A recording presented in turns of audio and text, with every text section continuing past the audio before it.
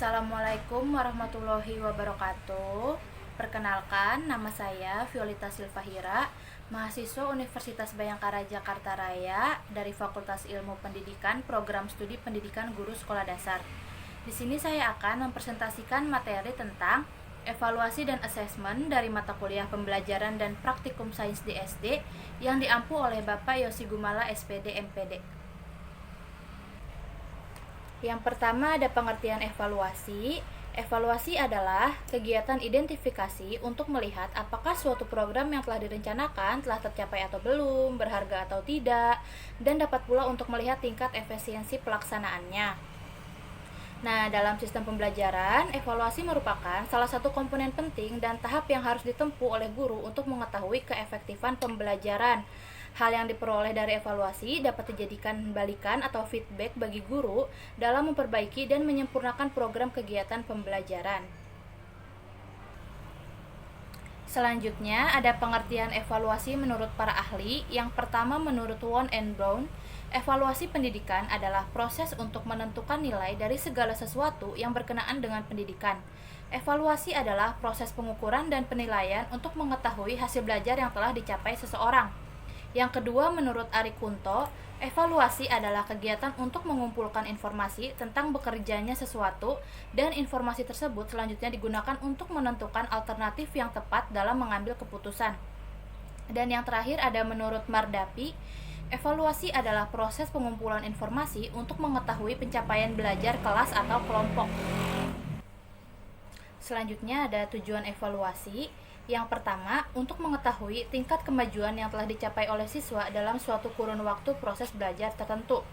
Hal ini berarti dengan evaluasi, guru dapat mengetahui kemampuan perubahan tingkah laku siswa sebagai hasil proses belajar dan mengajar yang melibatkan dirinya selaku pembimbing.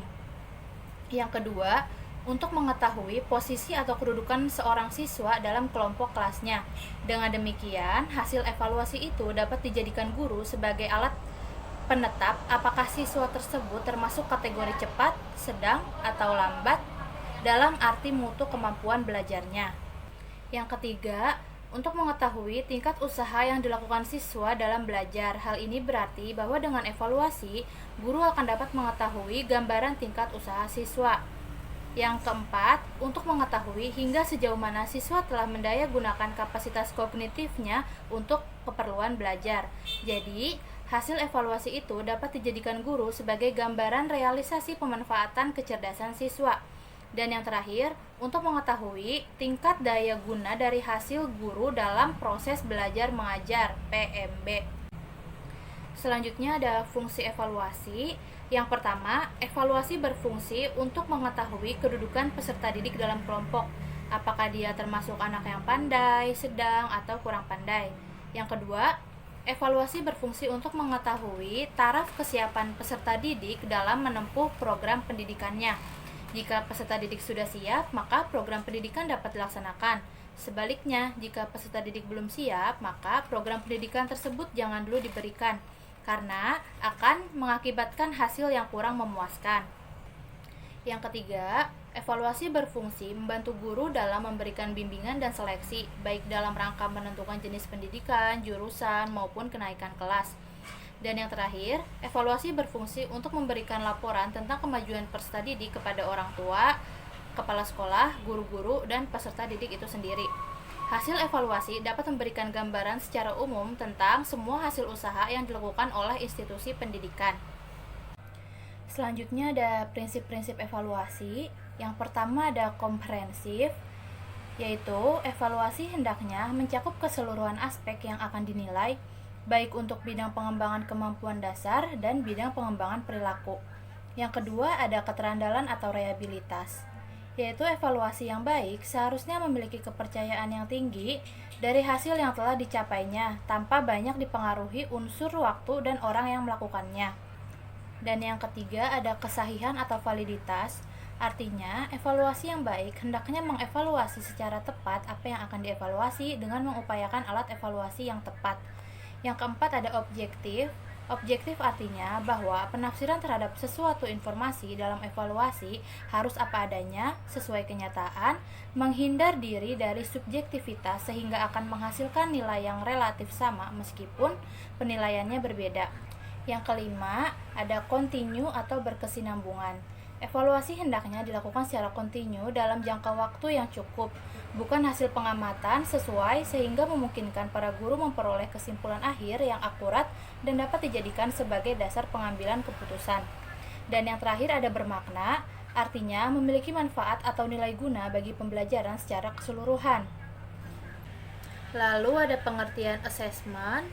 Assessment adalah penerapan berbagai cara dan penggunaan beragam alat penilaian untuk memperoleh informasi tentang sejauh mana hasil belajar siswa atau ketercapaian kompetensi siswa.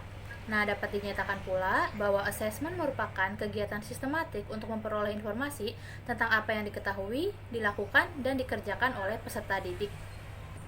Selanjutnya ada pengertian assessment menurut para ahli. Yang pertama menurut Hills, menyatakan bahwa asesmen terdiri atas tahap pengumpulan data tentang perkembangan dan belajar peserta didik, menentukan kebermaknaan tujuan program, memadukan informasi ke dalam perencanaan program, dan mengkomunikasikan temuan kepada orang tua dan pihak-pihak yang berkepentingan. Yang kedua menurut G. and Bicart, menyatakan bahwa asesmen merupakan proses memperoleh informasi tentang anak untuk membuat keputusan tentang pendidikannya. Dan yang terakhir, menurut Kahn, Hardas, dan Ma, menyatakan bahwa asesmen merupakan proses mendokumentasikan pengetahuan, keterampilan, sikap, dan keyakinan.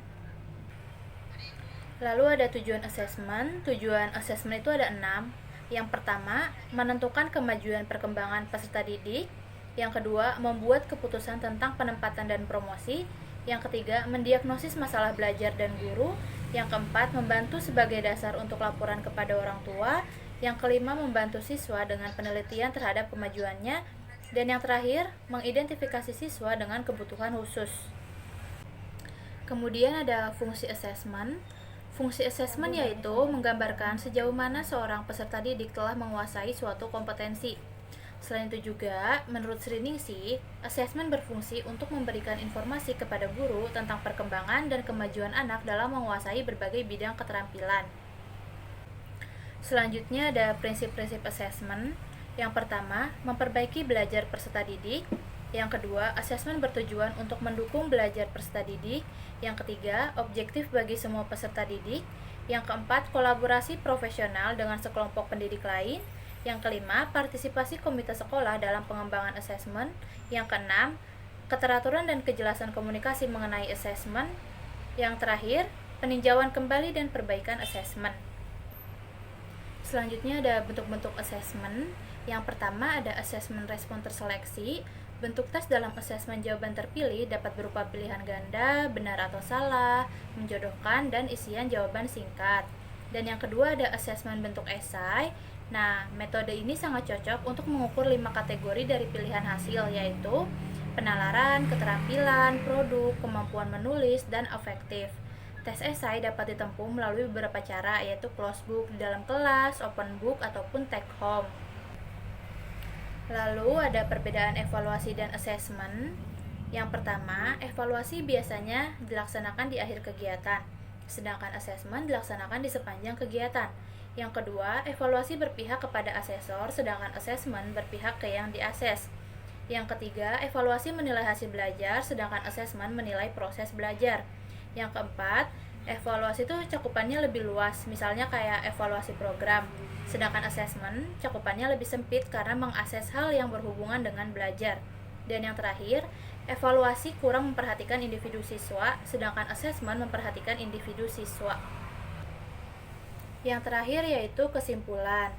Evaluasi dan asesmen merupakan dua proses yang saling berkaitan dan berkesinambungan untuk mengetahui dan menilai hasil pembelajaran yang sudah dilakukan, sejauh mana pemahaman siswa dalam materi yang diberikan, dan keefektifan program pembelajaran yang diterapkan agar dapat dipertanggungjawabkan kepada instansi terkait, siswa itu sendiri, dan orang tua siswa.